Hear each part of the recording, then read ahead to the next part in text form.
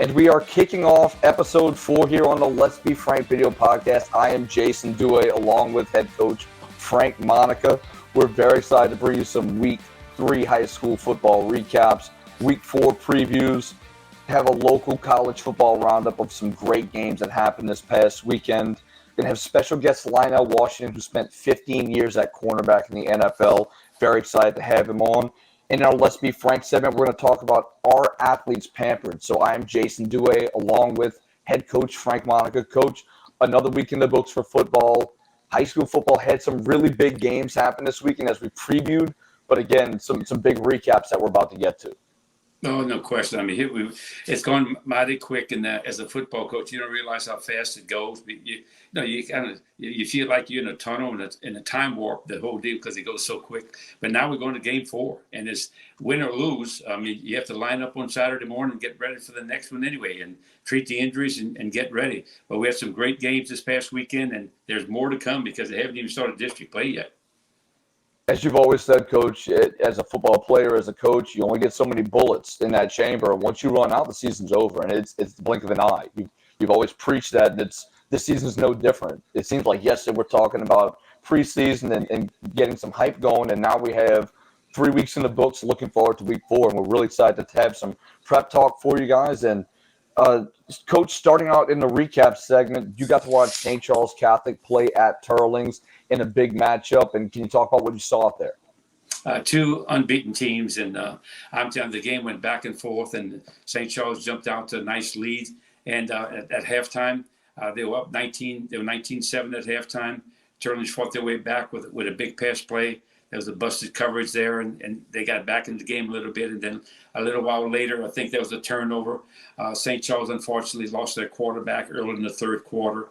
That had a big impact because now you had to go to plan B as far as the offensive game plan was concerned. But the Turtles were able to put it away. There were some things that St. Charles about ready to ice the game. They had first down on the 1-yard line, first and goal on the 1-yard line, and ready to go up by 2 scores. And there was a personal foul that backed them up, and they ended up with a field goal in that drive. So it ended up being a big difference in the game. And earlier in the game, they missed a PAT, and they went for 2. On what people call the muddle huddle deal, and they didn't get that. It was Coach Stein's first loss as a head football coach at St. Charles, but he's got many more W's in front of him. And Turtles is a good football team. It was a great game, and it was a playoff atmosphere. A young team going to grow up with that kind of adversity on the road like that. So there's a lot of positive takeaway from that ball game. And we're going to change gears, check out Lca taking on Jesuit. Big time game. I got to watch this ball game, 28-25. Lca beats Jesuit. Score doesn't show it. Jesuit really handled Lca in that first half. Defense played very sound football, contained the quarterback. There was a ton of scrambling and coverage sacks. Did a fantastic job. Unfortunately, despite a 17-7 halftime lead for Jesuit, it all evaporated. All-state quarterback Jawan Johnson made some outstanding plays down the stretch. They scored 21 unanswered points in the second half, and Jesuit made a few plays late, but it was just too little too late. But we talked about how good Lca can be, but Jesuit is a very good football team. Coach Manali, of course, is done a fantastic job at Jesuit, and he will continue to do so. Jesuit's a team you're going to have to watch out for. When you talk about the Catholic League, not the first team you mentioned, maybe not even the second, but they have a very good future ahead of them in the season, and I think we're just starting to see the beginning. Next up, Coach, you're going to talk about Rummel at Shaw. Coach, what do you see in this one? Well, that was a big game for Shaw. They put a lot of emphasis on this football game because last year they had a burner at Joe Yenny Stadium against Rummel, so they thought that they had a very good chance. They have one of the fastest running backs in the state at Shaw. They were honoring the 1987 football team that brought them back, and there were tents all over the place like a county fair atmosphere there. And they play for a megaphone every year, so that was a big game. Shaw put a lot of emphasis on it, knowing that their district is really not very tough. So they put a lot into this ball game. But Rummel had jumped off the 14-0 lead and actually had the ball at midfield, had the ball stripped from him, and Shaw scored a touchdown right before half to make it close. But then Rummel came out and had 17 unanswered points to put the game away.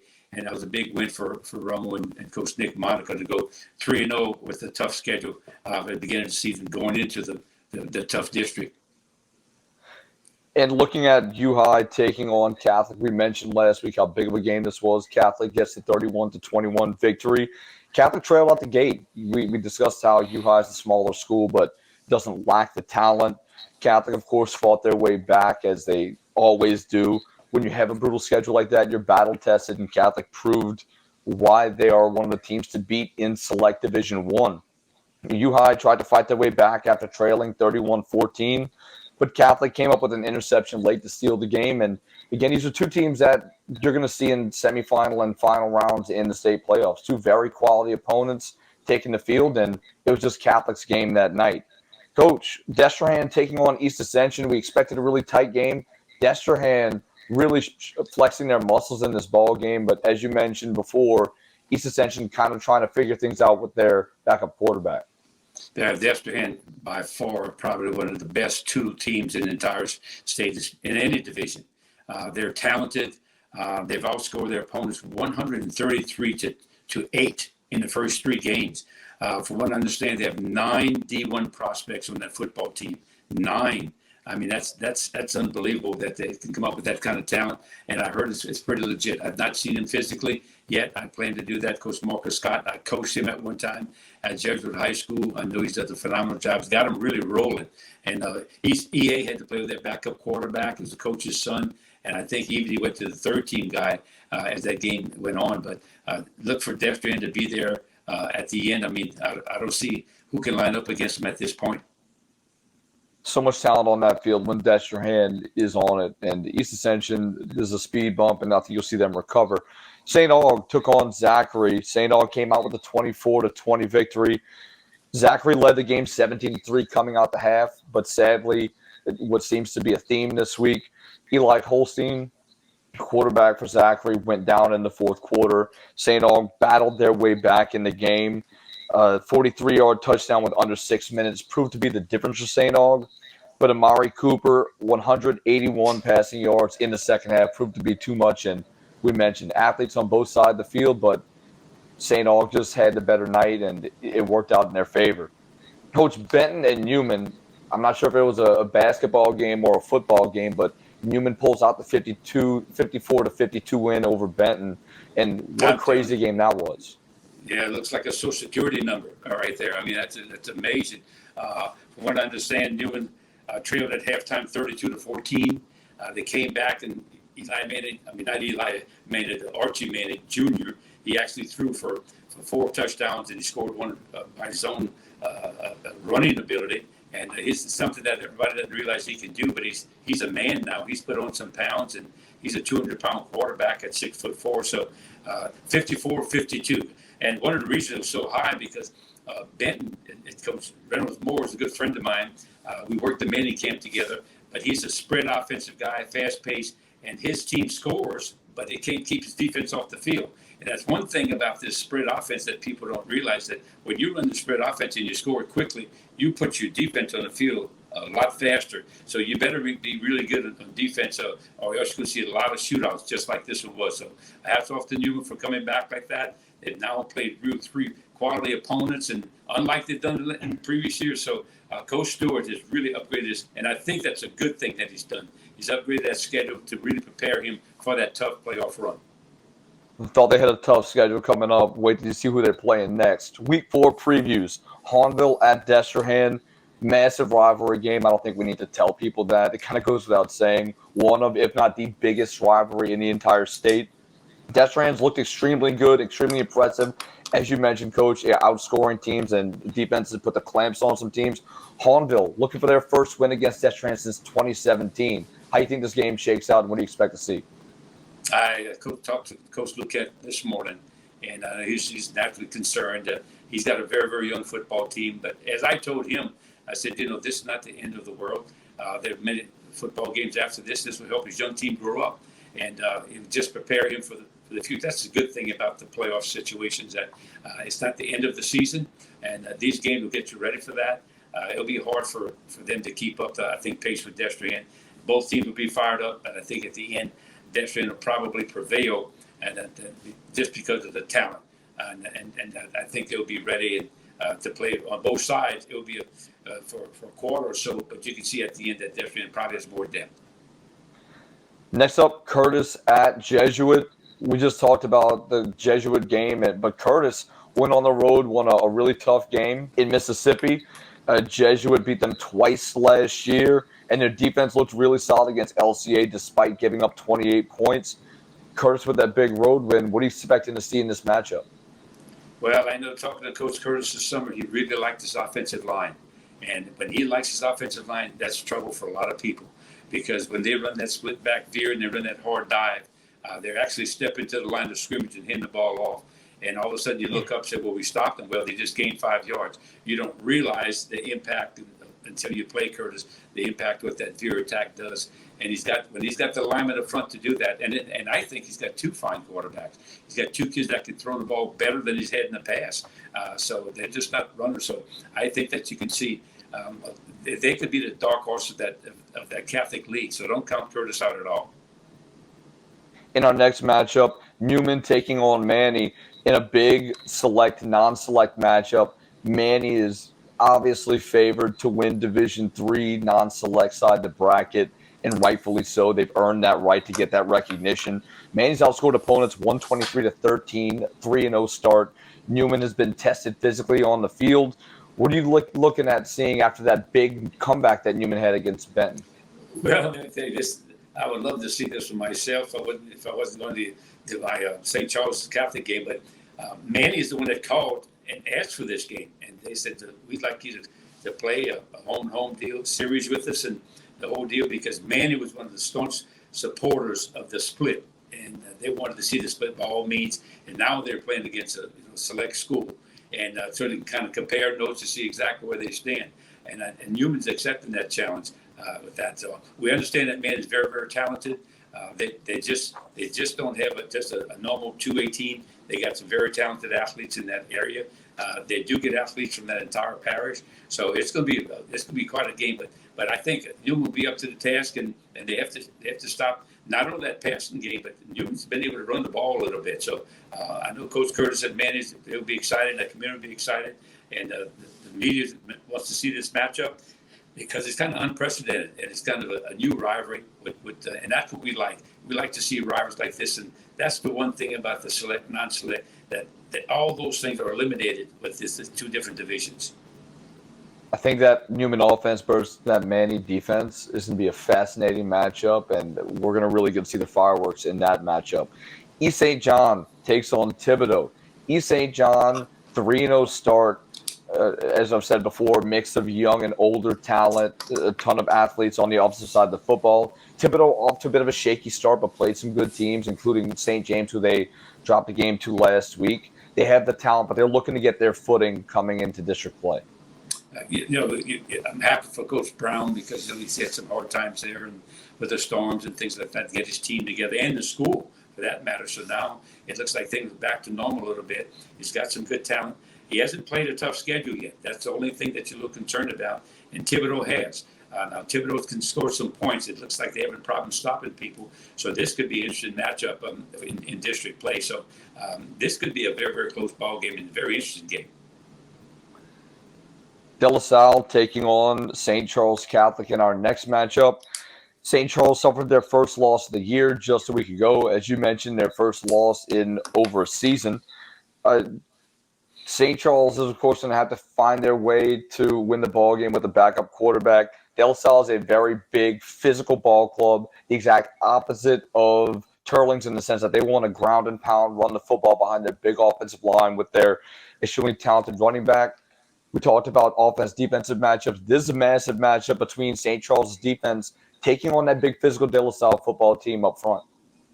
Coach Graham Jarrett has done a great job over at De La Salle, and understand, talking to Coach Wayne Stein, that they have a tackle that's 6'7", he weighs 330 or something like that. They have a massive offensive line. They like to run the football, and even though Brady St. Pierre's the backup quarterback at St. Charles, listen, don't sell them short, because Brady's a very capable quarterback. He's got a fine arm, and the one thing is the years that we've played De La Salle, they've really been some tough ball games. I mean, they've gone down to the wire. I don't see this one being any different. And when the team is one-dimensional against St. Charles Catholic, that defense will find a way to slow them down. So that could be a very interesting game also. It was a tight ball game just a year ago as well. A very low-scoring defensive struggle. We'll see if that's a theme moving into this game. Moving on, St. Aug taking on Carr in the Saturday matchup. Both teams coming off big wins. Another, we mentioned last week, potentially Superdome repeated game, or predecessor, I should say. D1 talent all over the field. What do you expect to see in this one? Oh, my goodness. This is going to be some kind of battle. No telling how many fans will be there. They could potentially draw 15,000, 20,000 this ball game. A lot of people interested in seeing it, especially after St. Aug's big win last week. St. Aug has all of a sudden come up with a lot of good players, and many of their players are coming from different schools that played at different schools within the last 2 years. And so Carr, got the traditional kids from the West Bank and all this stuff, and because Bryce Brown always has them playing real hard at the top level. And this is going to be interesting to see how Carr does. And everybody's saying, well, they think they're going to run away with the Catholic League. I don't think so. The Catholic League is pretty competitive. And what they do in the Catholic League, everybody scouts you. So they will see all your tape. And I mean, and no matter when you play, everybody's there scouting you. So they see all your tape. And I mean, they know everything about you. So it's not that easy to win in the Catholic League. But this game is going to showcase a lot of D1 prospects. And I mean, if I'm a college scout, I'm certainly getting this tape. And it'll be an exciting one to see. As you mentioned, if you're a college coach, especially in the state of Louisiana, you're at this game, or you're at least getting film from this game. You have at least one or two scouts watching this ball game live. We're going to go ahead and take a look at college football and take a look at the local schools and what they were able to do this weekend and give a few previews. Coach, starting out, Mississippi State at LSU. LSU finds a way to win 31-16. A lot of positives for the Tigers. We're able to come back and win this game. Special teams still, in a word, atrocious from what we've seen. But LSU finds a way to win after a strong defensive performance. Well, hats off to that defense. They really played after that first initial drive. I mean, they were really, really quite effective. They played with nickel and dime defensive backs, meaning at 5 and 6 defensive backs at some time. And they put speed on the field. And that's what you do with this type of air raid offense, or the so-called spread offenses. You put more speed on the field. So defenses are built differently nowadays. That's one thing LSU has. They have secondary guys, so it seems like they're pretty deep there. So that should help them down the road because everybody's in that thing. But I thought that finally, I think they got a running back. The Williams kid ran extremely hard. So it looks like they came up with a better running game. But I think the difference is that quarterback's a playmaker. He's not the most accurate guy, and every now and then he just floats some balls, and it looks like he just kind of throws it away. I don't know if he keeps his eyes up the field as long as you'd like to see him to, but he's a great scrambler because once he starts, he's got a burst and that touchdown run. As soon as he started opening, I mean, he hit that hole like a running back. And so that makes him a dual threat because no matter defense coaches hate to see a running quarterback because you can't play two-man or pure man. And if you do blitz him and he gets by the blitz, I mean, there's nothing there. So you give way to a lot of big plays that way, and I think that he makes them go. He really does, and I don't know if they've learned their offense yet. They look like they're getting better. But I will say this, and you just alluded to it. I think their special teams right now are a mess. I think if they don't have that holding call on the kickoff, it's a different game. And the holding call came away from the play. It was holding, but it came away from the play. Most officials they say, well, if it doesn't affect the play, I'm not going to call it. But they did call that one. And they did with the beneficiary of a muff punt. So you got to give the special teams credit for that. But there are a lot of things that return yards. In coaching, you call that hidden yards. And those hidden yards, they don't show up in the stats. But a punt return, for instance, for 20 yards doesn't show up in the stats. A kickoff return out to the 40 doesn't show up in the stats. But what that does, it creates a short field. It's called hidden yard, short field for your offense. And if you do punt the ball, then the other team is going to the left of the field. So those hidden yards are very, very important. And LSU's got to really clean that up. And their offense seemed to be rolling near the end of that game. after not converting any third down conversions in the first half. Really did well down the stretch. But also important to note, Mississippi State went for it on fourth down almost in a disrespectful undertone, going for it on their own 35-yard line multiple times. They were only converting one time throughout the game. But again, you have to give your hats off to LSU's defense for stepping up. In a big win on the road, Tulane takes down Kansas State 17-10. Green Wave moves on to 3-0. And, you know, coming from last year to now, how far have they come? And it's been an impressive start for Tulane thus far. Well, I think that's what everybody, and I mentioned this earlier, what people don't realize what they went through last year because of Hurricane Ida. They had to relocate and live in Birmingham. They had to practice at different facilities, and the main room was a disaster. I mean, just the accommodations that they needed. And busting the practice, busting the games. And this year, they were able to, and the schedule helped. I mean, playing Massachusetts first and then playing Alcorn and then getting ready, helped them prepare for Kansas State. But they went on the road. And when you go on the road and beat a fine football team like Kansas State, that Bill Snyder still, he echoes around that stadium. And they did a great job on defense. I understand that defense were lights out against them. And they stopped that back for 76 yards. He's one of the better backs around. He's a Darren Sproles type back. He's 5'6", but he could really go. And he's had a number of games over 100 yards, and Tulane stopped that streak. So credit to Coach Fritz. And I knew the game they would be competitive in the game, and they were gearing towards that game. And I don't know if they'd covered the so-called spread, but they did more than that. They won on the road, and now they're off to a 3-0 start, and that should give them a lot of confidence. People ask what comes first, the winning or the confidence. And I've always felt the winning first. So once you start to win, then all of a sudden they start to believe and say, hey, I got to believe what coach is telling us and put us in position. So, and that's going to lead us to the next week. So it'll be interesting because he's going to be our guest speaker next week on our show. And Tulane does have Southern Miss this upcoming week. Got to make sure you stay level-headed in that big game because as we talked about off air, Coach, Marshall came off a big win against Notre Dame, and after your highest high comes your lowest low. Dropped the game to Bowling Green. So make sure to keep an eye out on that one as they take on Southern Miss. Another point there, Jason, another point on that game, the head coach over there is at Southern Mississippi, was offensive coordinator for Coach Fritz 2 years ago. So it's going to be very, very interesting to see how that game turns out because he's now running the offense for Southern Mississippi also. Another intriguing point in that matchup. Nicholls State dropped a game to Southeast Missouri this past week. But, Coach, they played Jacksonville State, a team that's played really well. They have another opportunity to come back and right the ship. And, of course, very talented ball club, very well-coached team. I'd expect them to be able to turn things around, and you have a chance this week against Jacksonville State. Yeah, I think Coach Rpo is going to get them rebounding. They're getting ready for that conference play, and that's going to be a big, big difference. And they're playing up in the schedule, and with a young football team and a new quarterback.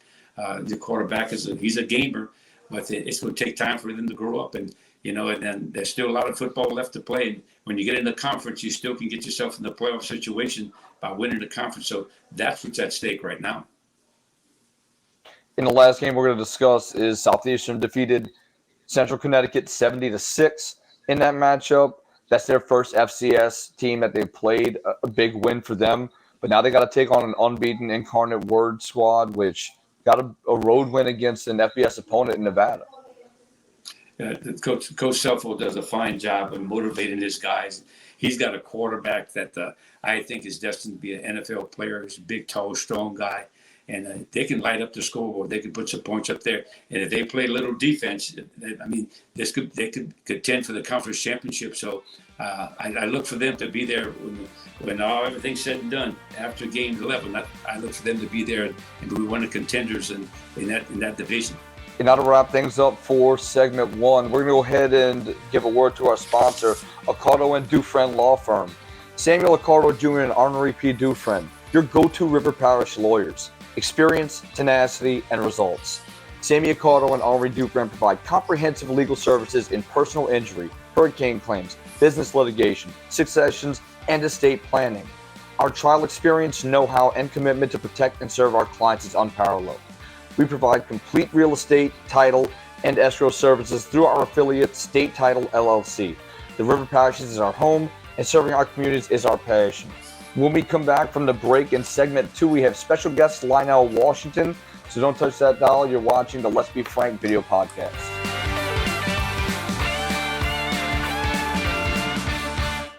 Samuel Liccardo Jr. and Rp Duhe, your go-to River Parish lawyers, experience, tenacity, and results. Sammy Liccardo and Ari Duhe provide comprehensive legal services in personal injury, hurricane claims, business litigation, successions, and estate planning. Our trial experience, know-how, and commitment to protect and serve our clients is unparalleled. We provide complete real estate, title, and escrow services through our affiliate, State Title LLC. The River Parishes is our home, and serving our communities is our passion. Based out of Gramercy, Louisiana, LSR produces Southern cane, pure cane sugar, which is only grown, refined, and packaged in Louisiana. LSR utilizes the latest innovations in technology, as well as ensuring the growth and stability of Louisiana's sugarcane farmers by integrating more than 800 growers in the industry's economic structure. Southern cane is available in your local Associated Grocers and Rouse's supermarkets. Since 1972, Riverlands Insurance Services has been dedicated to securing the best insurance products and services available to protect you, your family, your assets, and your business. Our goal has been to establish a strong relationship and partnership between you, the insurance company, and our agency, creating a circle of success that prepares for disasters before they actually happen. Starting in 1981 as an industrial vacuum truck company, A3M Vacuum Services has grown to be an industry leader in waste disposal services. Whether it's providing cleanup crews for plant maintenance or emergency crews for environmental cleanup and disposable projects around the river parishes and New Orleans, A3M Vacuum Services maintains the same level of personal customer relations and work ethic that founder Pat Sellers started almost 40 years ago. Proud supporters of Comet Athletics. If you're looking for commercial or residential dump truck services, go with R&K Construction. This family-owned and operated business has great trucks and are big supporters of high school sports. Smoothie King LaPlace thanks the community for 29 years. Through the good times and the toughest times, Smoothie King has been here to serve our guests. Whether you're looking for a keto-friendly smoothie, a recovery smoothie, or a healthy, refreshing snack, Smoothie King has you covered. Discover all the ways to be your best self and rule the day with Smoothie King. If you're in need of storage space at your home or business, stop by and visit with the good folks at Acadia LLC. Seth Boudreaux and his employees are there weekdays from 9 a.m. to 5 p.m. and Saturdays from 9 a.m. to 2 p.m. Give them a shout at 985-359-1333 or visit them at 1301 West Airline Highway in LaPlace.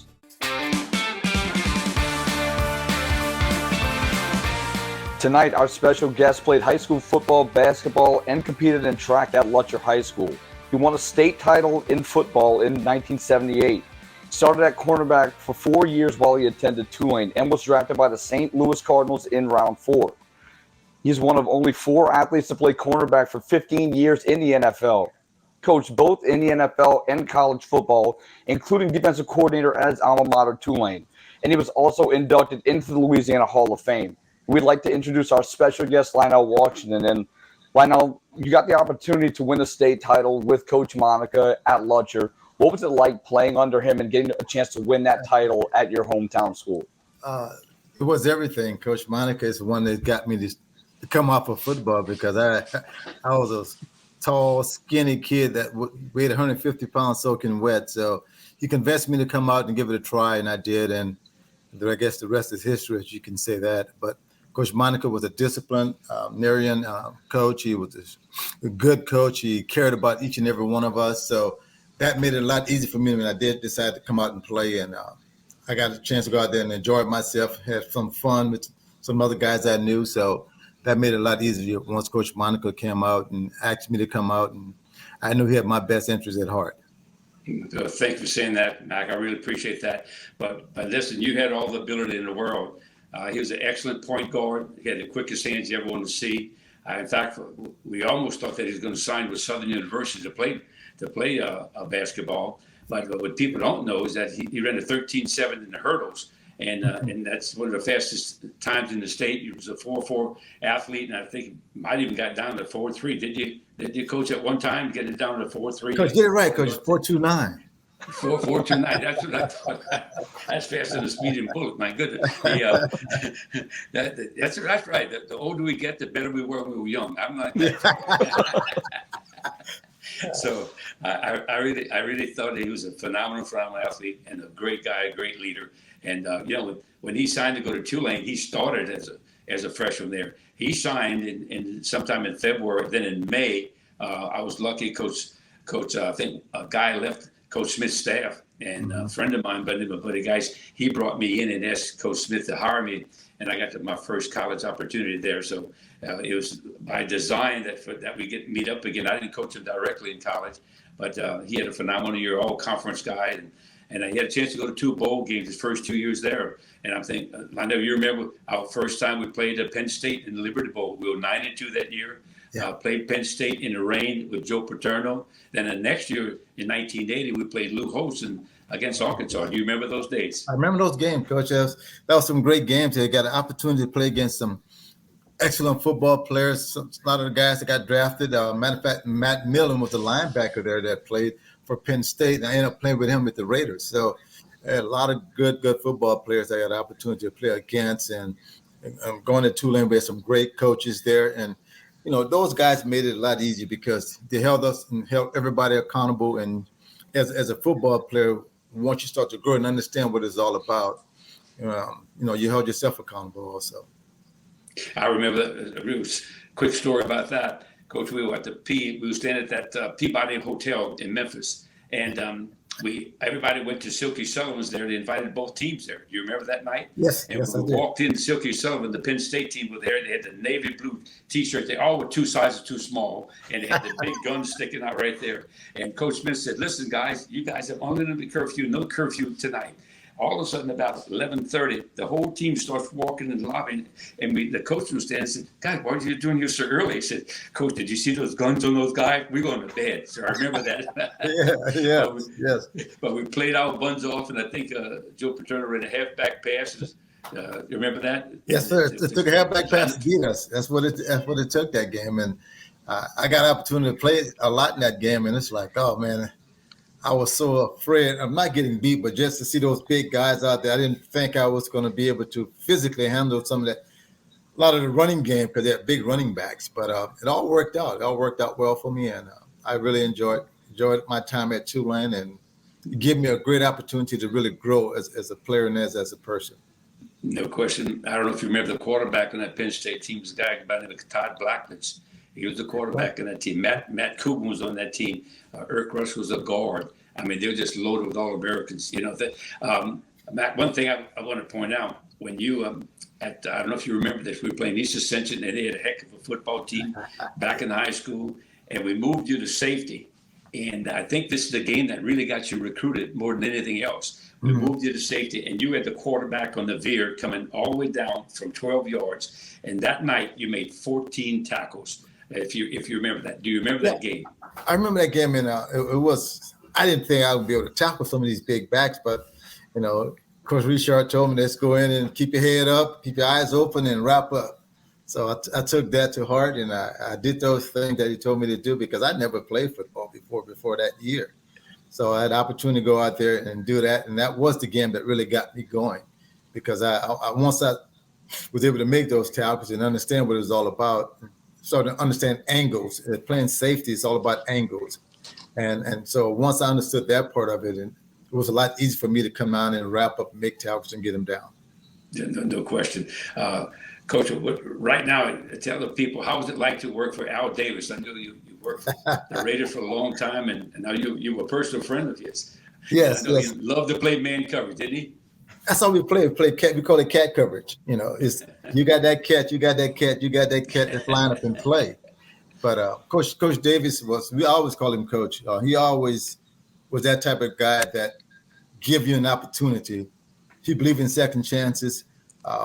If he give it to you, you better take advantage of it because he wasn't going to be around a long time if he didn't go out and perform. And he was that type of person that he held you accountable. And if you don't go out and play, you won't be there. That's the type of business that he ran with the Raiders, and everybody loved him because he was that type of guy. He believed in second chances, and the way he ran his organization is one of the top in the country, and it still is one of the top in the leagues right now. So his son is running everything now, but Mr. Davis was one of those guys that you only get a chance once in a lifetime to be around and be coached by him. And also he was our owner, but he was on the field every day coaching it. He always wanted to coach the DBs up also. So, well, Coach, I remember you when you were coordinated at Tulane. I mean, under Curtis Johnson, your defense was one of the better defenses in the conference. You had a heck of a run there as a defense coordinator. Yes, we have some great coaches on defensive coaching staff. Jason Rawlings, that's the name. Jason and a couple other guys, young guys that were real good. They came in and did a great job of recruiting. And Coach, as I know and you know, it's all about recruiting at the college level. If you can get some guys going to come in and trust and believe what you're putting out there and going out and playing hard for 60 minutes, you always have a chance to win and be successful. And we had a lot of smart guys too, and that also made it a lot easier. They were able to correct my mistakes, so I wasn't worried about if I mess up, somebody was going to correct me. So I wasn't worried about correcting them because Tulane, you go to Tulane, you got to really study, be a good student, and it's going to work out well for you. But we had some good football players, and those guys. As a matter of fact, Coach has still got about 5 or 6 guys still playing in the league that the 4 years we were there, some of those guys are still playing. Yeah, and that's impressive. Coach, do you remember this? Do you remember this? Yeah. That's one of the great moments there, man. No question. They were inducted I got inducted into the Hall of Fame, and had Coach Monica introduced me because everybody kept asking, who's going to introduce you? And I knew already who was going to do it. Coach Monica didn't know. Nobody knew but me, and because I know he gave me the opportunity to go out and play football and do what I love doing. I didn't think I was going to love it as much as I did. And 40 years later, I'm just getting away from that. So, he's the one that really got me started. That's the family right there, my sister, my wife, my daughters. Yes. Right. So that was a good night that night. And that's something I'm always going to remember. Maybe next summer I told my nephews and nieces, well, my nephews anyway, we're going to go out to Natchitoches next year and visit the Hall of Fame, and so they can see what it's all about, and they get a chance to see their uncle in a very prestigious place. If you cut this little short Italian guy out, you got to keep that guy in there, man. He's the one that got everything started. We were sitting in the stands talking about you Friday. I went to lunch again Friday, and a lot of guys that play for you, we all talked about you. It was all good, how it was with you, how you kept us disciplined, and you made sure he held everybody accountable. And, he's going to get on everybody's case, no matter who you are, no matter how great you were as a player in high school, no matter what it is, he's going to get on your case. So you do wrong, he's going to get on your case. You do right, he's going to get on your case. So no matter what you do, Coach Monica right there on top of us. And that's what we needed. We needed someone to stay on top of us, to keep us disciplined, and so we can learn how to be disciplined when we're out there by ourselves. And that made a difference in my career. Coach, let me ask you this. I see DBs, and there's a lot of, like yesterday, I think that led to that little skirmish yesterday for the Saints in Tampa Bay. But DBs now, I don't know what's a penalty anymore, because receivers push off and there's a lot of hand fighting going on. What's your take on that, and especially in the NFL? And at the NFL level, you're not supposed to touch them after 5 yards, but they give you a little room to play with them. As long as you don't grab and pull, it's a technique also. I don't see the guys using it anymore. That's some of the things that we use. I learned from Lester Hayes and Mike Haynes that it's always a pressure point that you apply to the hip, because anytime a receiver is going to go out in motion, you're going to break down. You got to sink his hips, and that's when you want to put your hand on that receiver there and push down and push pressure. Don't let him come out of his cuts. But these guys don't understand that part of it, and but I don't know, when I played, that's what I did, because I had guys helping me and understood that part of the game. And I coached at the NFL level. That's exactly what I coached also, because it's something that worked and it's something I believed in, because I did it, and I had other guys that did it also, Hall of Fame guys that have done it. So Willie Brown, Mike Haynes, Lester Hayes, all those guys are Hall of Famers. So anytime you get that opportunity to play with those guys and learn from those guys, that's what you want to do. You want to keep implementing those different type of techniques. You want to make it yours, but at the same time, you want to implement what you learn from them, and just keep teaching these young kids how to how to play the game of football, because it's changed some over the years, but at the same time, you got to block and you got to tackle. That's something Mr. Davis always said, you block and you tackle. Team that block and tackle the best is 9 out of 10 times it's going to be the team that's going to win the most games. Yeah, man, I noticed that, Coach. And one thing that we started to teach too, and I think a lot more did it on the play, is what they call an onboard technique. He took his elbow next to his side and just onboard the guy, and the hand wasn't extended, and just kind of rode him out of bounds. You know what I mean? And I think that's what they got upset about in the whole Yeah, game. he did. Most receivers will get upset about that. They want a flag every time. But the thing is, I always told my guys is control your emotions. Tell them never too high, never too low. I always tell them stay below your nose. If you stay below your nose, keep your emotion below your nose, you can talk and you can breathe. So if you can do those two things, you're always going to be in control of what's happening, and you can always stay focused and locked in, because that next play is coming, and it could be you again, or it could be the other guy on the other side of the field. So cornerbacks always got to be locked in and stay locked in and stay focused on that job, because at any given play, you could be for a touchdown. Coach, I remember, because you were a corner your whole life, and I remember as a college player and a pro player, but I also remember Lester Hayes when he worked out right prior to the Super Bowl. He was in the office with us, and we asked him, we said, Lester, you're accused of not being a good tackler. He said, let me tell you something. They don't pay me to tackle. They pay me to cover.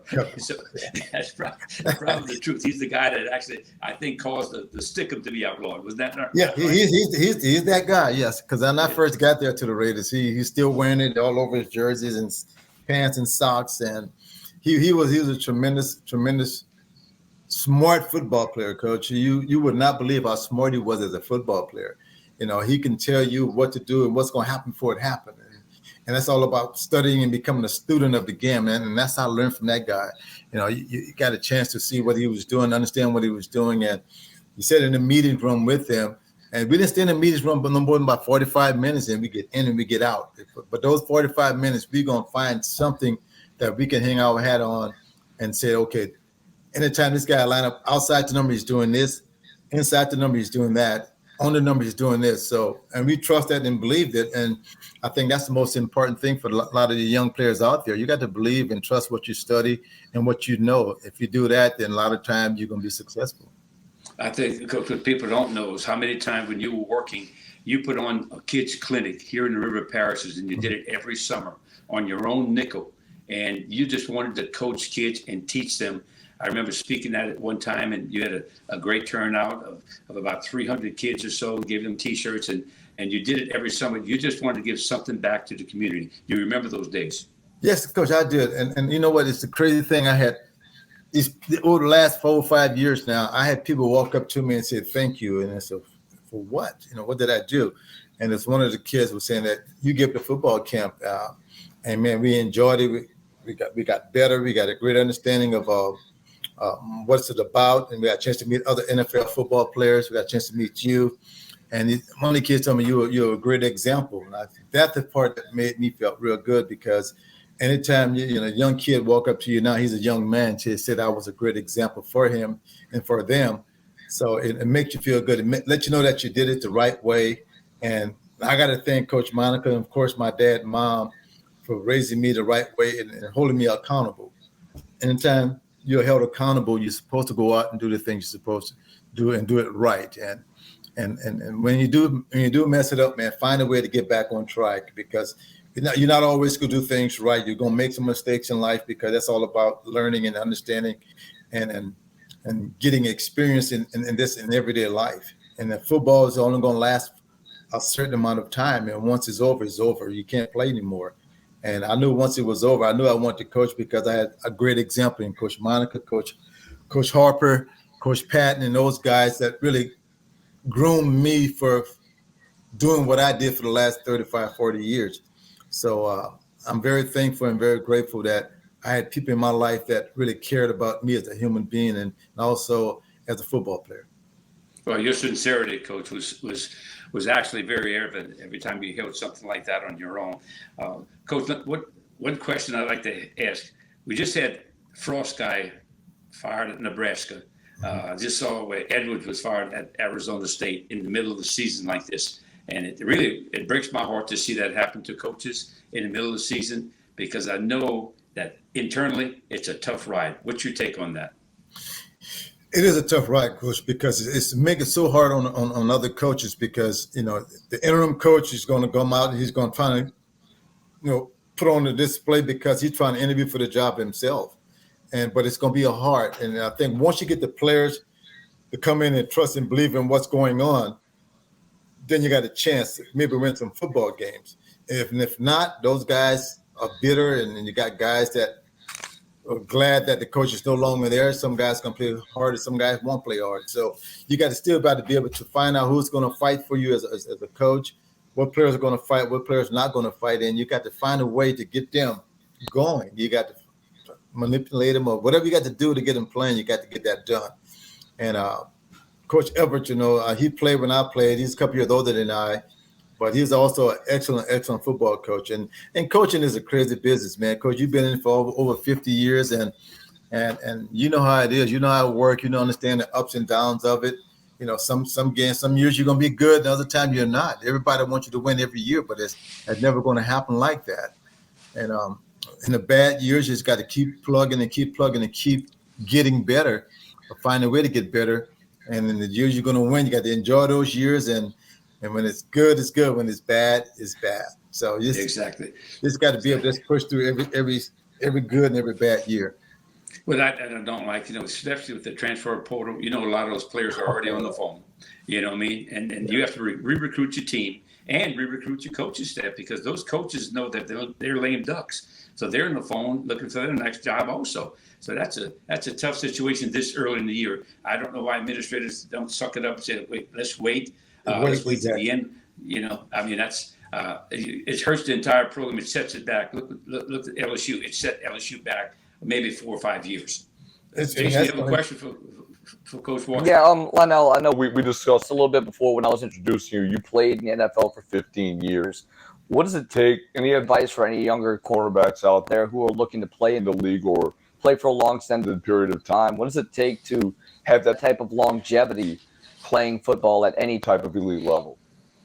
Well, I think as longevity goes, you take 1 year at a time, and you got to work your butt off, man. You got to be so disciplined as a football player and as a person, more importantly. I think that you got to have a great work ethic in what you're doing and have a great understanding of what you need to do and how you should do it. And each year you got to try to find and learn something new. Find something that you didn't do last year and do it better this year. And I think that's the key that was the key for me, being able to understand my body, what it's going to take for my body to go through 15 through maybe 20 games if in the playoffs, because it's a lot of football that we play, man, and it's hard. It's a lot of beating on the body, a lot of falling, a lot of getting up, and just being able to go for 15 years. Somebody that asked me that 30 years ago, I would never say. I may have said maybe I got a chance to maybe play 3 or 4 years, but I ended up playing 15. That's a blessing from God, and this, I guess, this hard work paying off. And if I always tell kids, you work hard, always give yourself a chance to get better, to do better, and just go out and give it your best. Coach, I've mentioned this before. All those guys in the league are getting paid. I mean, you can take most of the corners. You can take most of the corners and put them in one gym, and you pick them out. They all look the same. You know what I mean?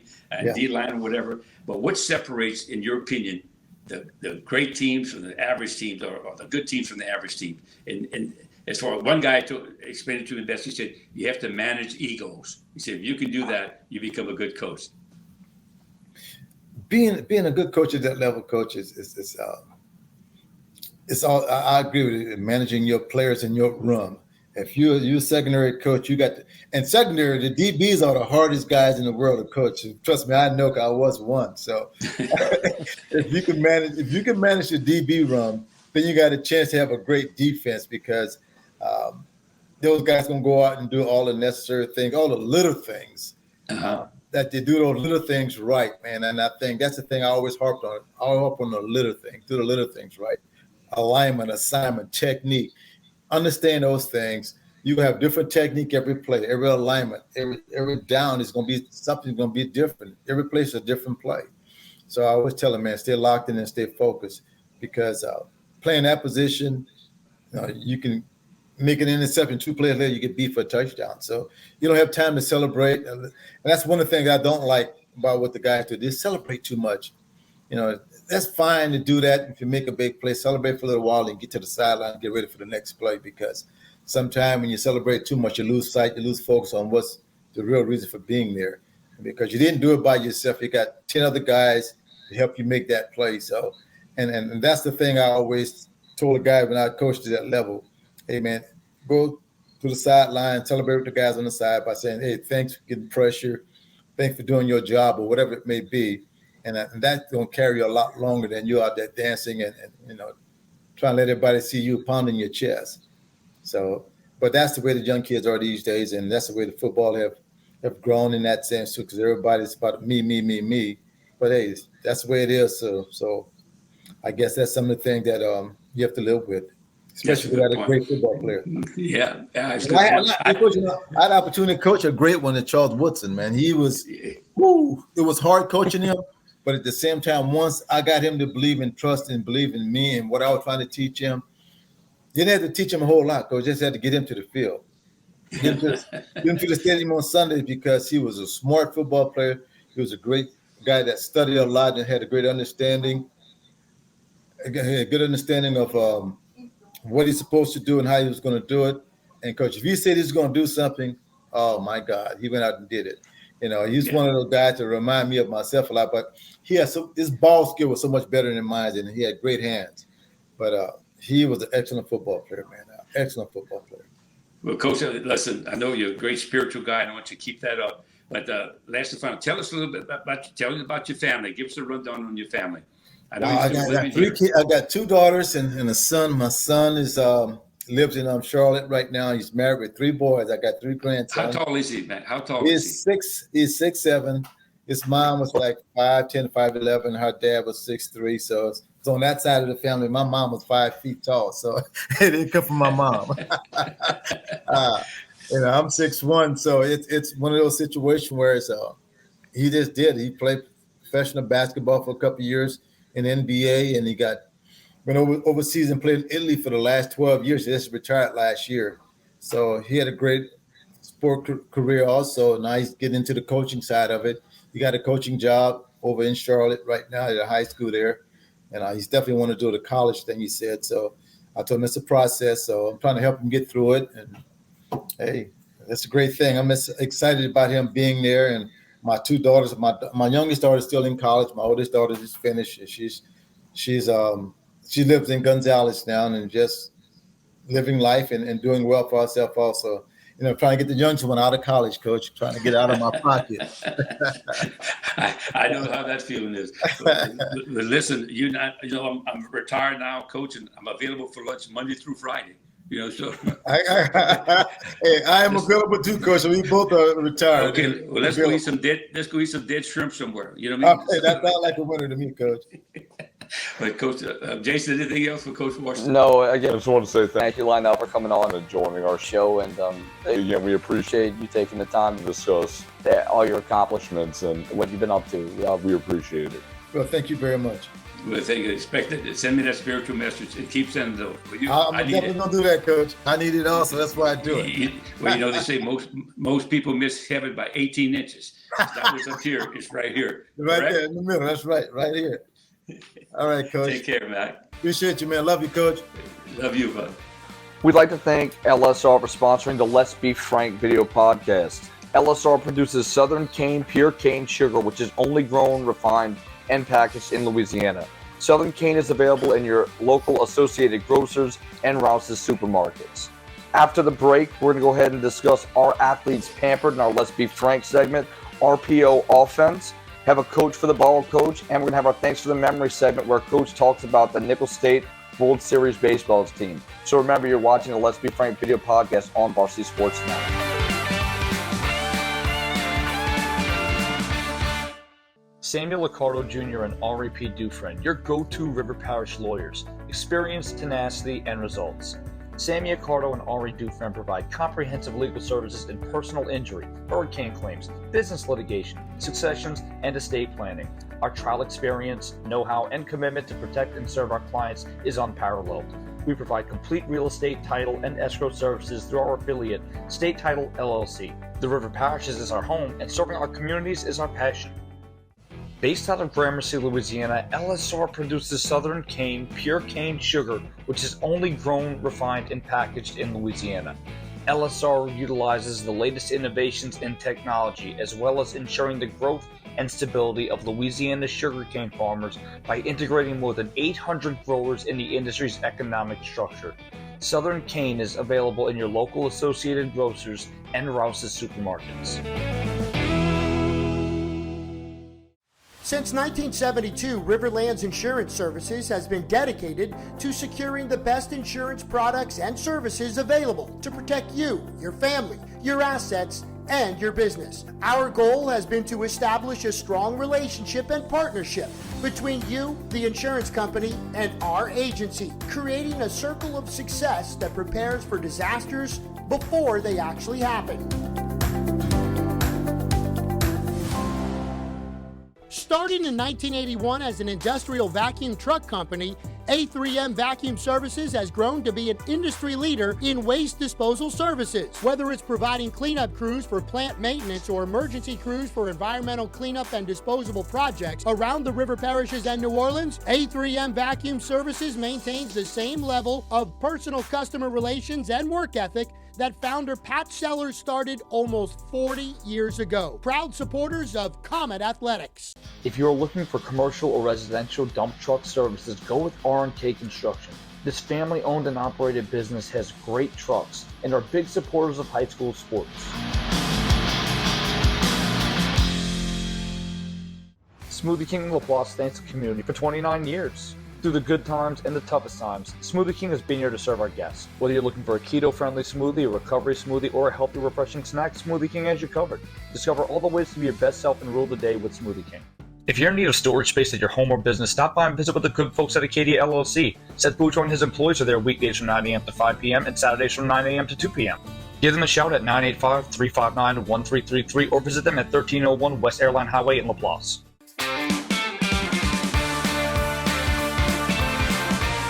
Welcome back to segment 3 of the Let's Be Frank video podcast. We'd like to thank Riverlands Insurance for sponsoring the Let's Be Frank podcast. Since 1972, Riverlands Insurance Services has been dedicated to securing the best insurance products and services available to protect you, your family, your assets, and your business. Our goal has always been to establish a strong relationship and partnership between you, the insurance company, and our agency, creating a circle of success that prepares for disasters before they actually happen. And we're going to go ahead and look at our Let's Be Frank segment, where Coach is going to sound off on one topic that's eating at him. And this week, Coach, you decided to talk about, are athletes pampered? So, Coach, what do you think about athletes today? Are they pampered? Well, let me tell you where this derived from. The discussion came about. We had a get-together, a little social not long ago, just about a week ago. And a lot of the ex-football players are kind of hanging around. And he said, Frank, what about how things have changed over the years? For instance, years ago when we played for Coach Joe Keller at Reserve High School, there was no such thing as a water break. And I mean, if a guy brought the water with a towel out, you would suck on the towel, and that's how you got your water. Or if there was a little pond of water or something right there, you said, tackle in that water, and I'm going to drink it. And even though they had little worms in it, but I was going to drink it. I mean, times have changed. We understand that we had full practice gear every day. 2-hour practice every day. There's no such thing as uppers back then, and no one missed practice. I mean, back when we were growing up, no one missed practice, and we all played two ways. I remember playing offense as a guard, and linebacker and defense, and specialty, never left the field, sitting in the shower after every ball game, because Hurricane Betsy hit our school in 1965, knocked all the lights down, so we had to play games on a Sunday afternoon. And guess what we did on Monday? We practiced full gear on Monday after a Sunday game. So that we were talking about that at length, you know. So nowadays, you can't practice 2 days in a row of 2 days. And the practices are basically in uppers. There's that very little contact now, and we get that. Understand that. I mean, everybody has medical personnel on the field and things like that. And I had a pocket full of inhalers every day at practice. And ADD is as common as speckled trout. You know what I mean? So I mean that's a lot of things that's going on now. And we were talking about that. A kid walked in my office one day. He said, "Coach, I came practice today." And I said, "Why not, son?" He said, "I have a real bad hematoma." I said, "That's a bruise." He said, "No, my doc said it's a hematoma." Now he couldn't spell it, but he knew that he had a bad bruise, and that got him out of practice. No matter how much kids love the game of football, they don't really like to practice, you know, because you're going out there with 25 pounds of extra gear, you're in the heat of 95 degrees, and you hitting one another. They say, "Coach, you're crazy." I mean, years ago we talked about this. There's no such thing as water on the knee anymore. And I asked that a couple of people, said, "What do you mean water on the knee?" You ask that to the kids right now, they don't have any idea. So you're talking about ice? I said, no. Years ago, if you had a puffed up knee, the doctor would take a syringe and he would drain the water out. The blood out, and you can actually bend your knee and you played. And you played, and if there was a repair, you repaired it afterwards. So all these things came about, we give a description to everything. A runny nose is now severe sinus infection. That will get you out of practice. Torn ligaments is really a sprained ankle. You know, so I mean, there's so many things out there. But what really gets you as a coach's standpoint is that you have trainers. You have a trainer that's at practice, and you have team doctors, and you have physical therapists, and you have people that really take care of these athletes.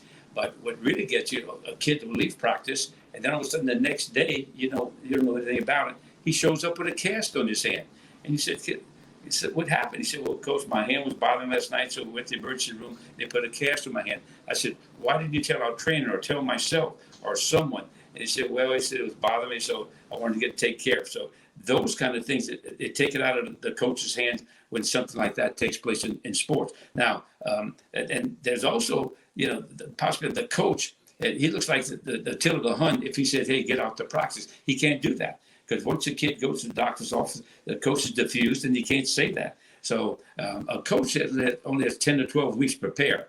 And it's not like you and I have to heal naturally, and that's different. So his season is limited to maybe 10 to 12 weeks. So he has to have his best athletes on the field as best he possibly can. So there needs to be better communication between the coaches and the parents and definitely the medical staff. And, everybody said, well, there's more injuries now because athletes are bigger, faster, and they train more. That's true. And that's exactly right. But why are there so many more injuries than they had in the past? There are more injuries. I mean, it's very unlikely. A coach told me the other day, he said, "Coach, we were real good just 3 years ago." He said, all 22 that started the season, ended the season. And it takes them all to be on the field. I might add, a few years ago, I was invited to go to Canton, Ohio, at the Hall of Fame in Canton, Ohio. And there's a big forum there. And there were some two neurologists there. And I stood up in front of 500 people and I asked them this question. I said, there's a lot of talk about concussion protocol and concussions. I said, can you tell me what are the difference in symptoms between the concussion and just a person being, a person being dehydrated? And the neurologist said, you can't tell the difference. It just the thorough examination is the only way you can tell the difference. The symptoms are the same. So sometimes the concussion protocol is exactly that. It's severe dehydration, and I told him, I said, I'm from South Louisiana, where the heat and humidity here is above always 105 or something like that. And I mean, the doctors do a super job of monitoring that, but they're not with you at all times. So our society has gotten to the point where I'm not going to say that we're softer, but I think we pamper our athletes to the point because those coaches need those athletes on the field. I think that's very, very important. And it's just harder to get all 11 out there at one time. And that really, really affects the football team. And, like I said before, if you go without one guy, one missing part, and it can really mean the difference. Just like a car running, and I used to use the analogy all the time. If it's missing a spark plug, one of the 8 cylinders is not working, misfiring, everything's going to sputter. Now there are injuries. There are injuries in every sport. I don't like head first sliding in baseball, for instance, because it creates jammed fingers and cleat stepping on the hand and stuff like that. In soccer, lower extremity sport, you have a lot of knee injuries in soccer, or the headbutting. We had a kid that almost lost an eye because he was headbutting a soccer ball and he hits his own player. And so you have that in every sport. You have turned ankles in basketball. So they're there. It's part of sport. But yet the most important thing is rehab, and not the fact that what the diagnosis was, but rehab those things and get those athletes back on the field faster. I think that's the most important. That's what the coaches want, because remember, their season and their job is on the line to get their best players out there. But remember also, a coach has no authority. Once a guy walks to the doctor's office, the coach has completely no authority whatsoever. And that doctor, we understand with the liabilities that he has, we understand that he has to be very, very careful too. He just can't give the kid a green light if he walks in that office and says there's something wrong with me. So because of liability insurance and all the things out there, our society is a little bit different. And I just fear for the sport of football, because it is a contact sport, and I can see that one day that we might end up being 7-on-7. All right, Coach, we're going to go ahead and ask you about Football 101, which is a little bit of change of gear here. The Rpo offense, which has really become kind of the buzz term in football. Can you go ahead and give us an explanation on what is Rpo offense and how is it utilized in not only high school football, but at all levels? RPO stands for exactly run pass option. And what it is that many people, the quarterback is taught from the gun snap. He takes the football and he rides it. It actually becomes a triple option football. He actually rides the back. The offensive line do not know that it's not a pass. The offensive linemen are taught you just block the run, and a lot of it is off of what they call zone blocking. Zone blocking means that all the linemen will step right at a 45-degree angle, or they'll step left like the 45. They look like the Radio City Rockettes when they're doing it, if they do it correctly. Okay, so if they step at that angle and they block anything in their path, the quarterback, if he thinks that the linebackers have stepped up, he's reading it. Joe Burrow was excellent at this at LSU. He pulled the ball away from the back at the last minute. If that linebacker stepped up, there was a route or complimentary route right behind the linebacker. Now many people really complained about it. Nick Saban was the very first one. If the linemen come out beyond that 3-yard buffer zone and he's engaging that linebacker and they throw the ball over his head, that really should be lineman downfield, and it should be some form of interference in the penalty. But it's hard for them to see. Now the officials have been alerted to what's going on with that, and they've gotten a lot better. But when they first came out a few years ago, I mean, a lot of offenses were getting big plays off of it, because it was hard to tell that linebacker, do I step up to take on my guard, or do I drop in pass coverage? He couldn't tell whether it was a run. So now the quarterback also can hand the ball, or if the outside linebacker crashes too quickly, he can pull it and keep it and run himself. So it does become a triple option type play. It's called the run pass option. Even some people in the pros run it. And the people that do, they get away with it. Now, what people try to do to combat that, they play a lot of man coverage. And because at least you have somebody running with that guy. If not, if it's in a zone, they will read the zone, and those routes will fit in between those seams accordingly. So there are a lot of ways to do it. Now, you don't have to be a zone step guy. You can be pulling guards. So you can pull a guard in the tackle. It's one of the better ways that people do it now. They pull a guard in the tackle. The safeties and linebackers have their eyes in the backfield or watching the lineman, and the quarterback can pull it and throw right behind him, and they'll get some big plays off of it. Now, it's really hard to stop, but it also is very hard to execute. It's called the run pass option, and some people do a better job of it than others naturally. But with the zone schemes, it picks up the linebackers and it settles down blitzes. So it's a big part of college offense now and high school. High schools have done a very good job of doing the exact same thing. Coach, we discussed off air a few weeks ago how, the game has changed so much since even I was playing in high school, and even during my time in high school, how a 4-year stretch, at the beginning of my career, I think we played 7 or 8 teams that ran a wing team. By the time I left high school, everybody on the schedule was running spread offense. So I feel like this new RPO offense, or maybe not necessarily new, but it's become a big buzz thing lately in football in general. And we're seeing this new wave of offense kind of take over all levels of football and even at the junior high level. So moving forward, I think we're going to see one of those drastic changes that takes over, similar to how the spread kind of took over and kind of washed out the wing T offense in high school football. But I tell you what I did not mention is that they're also using the fast-paced offense with it. And that's really, really hard to defend. That means you can't sub personnel. So what you have on the field, you have to deal with it, and you have to make the adjustment accordingly. And people are getting snaps off every 14 seconds, and that's really hard to defend.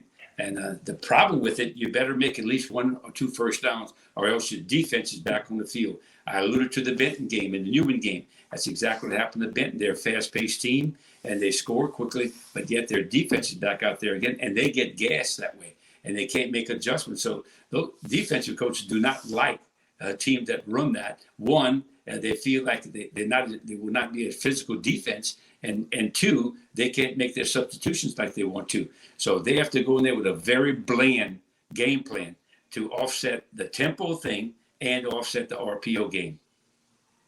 Coach, we're going to go ahead and move forward and see what people have in store for you and blitz the ball, Coach. Our question comes to us from Stephen Duhe, and the question is, what was the most successful team that you coached that was considered a preseason underdog, and what led to that team having success? Stephen, thank you for that question. That takes a lot of thinking. I have to go back and some of my, I guess one of the teams that had a lot of success that made it to the state tournament was just 2 years ago, and my last year's coaching, because that team we didn't have we didn't have some components in place. We had a brand new offensive line. We didn't feel like we had a natural receiver that could. Well, we had 2 pretty good receivers, but we didn't know if one could take the top off the defense. And we had a defense that was brand new. We had some good players, but I guess I could say that. But I've had, Stephen, I got to say this, and without really answering your question, I've had some teams that we couldn't score an offense if the defense left the field. And on the flip side of it, we saw nights when our defense couldn't stop a hard marching band. So it's hard to say what was about my best team and the greatest expectations. With that, I will say this, that every team has a different personality and different chemistry. Every team does. And you don't know the work ethic of some team. And a lot of them are overachievers. And I think over the years that we've coached, or wherever they might have been, I think, if when a team tells you, or the coach tells you that your team are overachievers, and I think that, it bodes well for the coaching staff and all the people around you. For instance, I always said, we've never signed a kid in my years to an SEC scholarship from St. Charles Catholic, the years I was there. I don't know if I might have signed, I don't know if I signed any when I was at Jeff. I think we had one that was a walk-on at LSU, and he ended up being a center for deep snap for 3 years. And at Riverside, I did not have one. At Lutcher, we did have a couple athletes, and Lionel Washington was great, but we had a couple of people. Terry Russell that played at LSU. But other than that, Steve, it's hard to answer that question directly, but I will have to go back through my books, and maybe I'll come back to you with a more definitive answer on what was the best team. We had a number of times that we played for the state championship, and when John Curtis was in our district, I think we for 4 years there we not only met him in the district, we met him again in the semifinals or finals. So there were a lot of opportunities that we could have won championship, but they were the team that blocked us. And Coach, we discussed a little bit of your baseball past just a week ago, but in your Thanks for the Memory segment, which we take a look back at your career as a player and a coach, we want to talk about the Nicholls State World Series team from 1970. Coach, can you tell us about that team and what that experience was like to play on a team that, as you mentioned before, was the only team in Nicholls State history to ever play for a national title? Yeah. This all came about some guys that we decided to we're going to have a reunion on October the 14th. And so the guys, I said, well, I got to bring this team up. A lot of people don't know that they saw me strictly as a football coach, but my real background was a baseball guy. Played for a great baseball coach by the name of Raymond Didier. I started as a freshman at Nicholls State. I played at a little school called Reserve High School. Steve Delano was my baseball coach, and he got me to a little scholarship at Nicholls State. But anyway, the 1970 baseball team, was the only time in Nicholls State history that they played for the national championship. Now it was in what they call the college division and not the university division, because our enrollment was like only 5,000 students at that particular time. But we had a very good team. We had won the conference that year, and I might say we're probably the best team in the state because we played the old Gulf States Conference. The Gulf States Conference, McNeese, Southeastern, it was Northwestern, it was Louisiana Tech, USL was in there, and ULM Monroe was in there, and Lamar. And we played LSU every year, and we always had a lot of success against them. In fact, Tulane would not play us.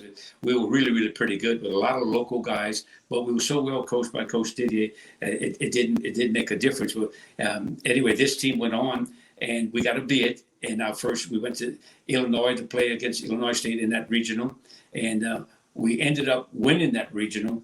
After losing the first ball game, we came back to win that regional, and then we from that. In fact, we lost the first ball game. In the second game, we were about ready to go home. We were losing 3-0 going to the ninth inning, and lo and behold, we scored 4 runs in the bottom of the ninth, and we beat Middle Tennessee University, and then went on to win 3 more games, and we won that regional. The bus driver had already started the bus, and we were headed back to Thibodeau. But anyway, so then all of a sudden we turned around and played in the College World Series, and we had to go to Springfield, Missouri. And we won our first 2 ball games there.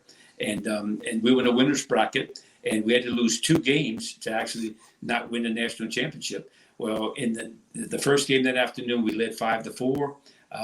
We decided in the 8th inning, we led 5-4 going to the 8th inning, just 6 more outs away from a national championship. And we didn't get it done. We lost that game. And then the nightcap, we saved our ace. Our ace was a guy by the name of Gene Duhe. We saved the ace for the nightcap. And they threw a guy that was actually going to the Yankees also. And we lost to a team from California. We lost 2-1. And for the national champion, we left the bases loaded with nobody out. And we lost that ball game and lost the national championship. But that team was very, very special. A lot of local guys. And Coach Didier left his legacy because a lot of us became baseball coaches after that. And a lot of the drills and technique and more, the practice organization that he taught us in, coaches are still doing it now. I really thought he was way ahead of his time. As a baseball coach, and just a phenomenal guy. Wouldn't have been for him, I would not have graduated because I wasn't exactly, splitting atoms. I didn't graduate cum laude. I graduated thank you, Lordy. And so thank you, Coach Didier, for pushing me to go to class and things like that. But he had so much discipline on that baseball team, and that's what we won. We won with discipline and just hard-nosed baseball players that would not give up. And most of us were local, most of between New Orleans and Baton Rouge. And we had a couple of guys from Missouri that also played, but most of it was just, you could throw a rock and get our baseball team. So that's a tribute to the 1970. And that whole team was inducted to the Nicholls State Hall of Fame back in 2008. Coach, thanks again for sharing that story. I know a lot of people know about your football coaching career, but not a ton of people have heard about your past in baseball. And again, it's great to be able to share that with all the listeners at home. But we want to go ahead and see where you're laying this money this week, and we'll get a pick from me in our lock of the week. Coach, who are you liking this week? Where are you laying your money? Well, if you're smart, you would not go with me because I've not been very good. And I'm going to go with Clemson. I'm going to lay Wake Forest, even though the Wake Forest quarterback, I really liked him. He was in a Manning camp. It's Wake Forest 7-point dog, but I'm going to go with Clemson. I think Clemson's got a lot of talent on the field. And I think Wake Forest is because they have a real good football team, and for what they do, they get a lot of I think mileage out of those football players. So I'm going to go with Clemson because they're just a more talented football team. Coach, I don't think going with me is much better at this point. I'm 1-1-1. I had a push 2 weeks ago in a game that I was sure was a lock. So I really think I look at Iowa at Rutgers, a game on the road. Iowa has struggled to score points. They're favored by 7.5 on the road. I'm taking Rutgers. Iowa's just had trouble moving the football and getting points on the board. They've had to rely on special teams and defense for the most part. Had trouble against an FCS opponent earlier this year in South Dakota State. Pulled that game out by the skin of their teeth. I think Rutgers is a pretty solid team. They're unbeaten. They're at home, and I'm going to take the underdog here in Rutgers with 7.5 points. Good. That's good. Well, I hope everybody, Jason, one last note. I am going to be doing the Rummel Holy Cross game. It's a 2:00 game Saturday with Ken Trahan on the radio. So that'll be a lot of fun. I hope to plug our little podcast too at the same time, so we get some more people listen to our show and send in those questions. I like to, that really adds to the dialogue, and we can go a lot of places from a good question. Thank you again, Coach, for your time. And we want to go ahead and make sure you know where to follow us on our social media platforms. Follow us on Facebook at the Let's Be Frank Video Podcast. You can follow us on Twitter, Instagram, and TikTok at the LBF Podcast. So that'll do it here for us. So for Justin Thomas, for head coach Frank Monica, I'm Jason Duhe. And remember, let's lay ball and let the good times roll.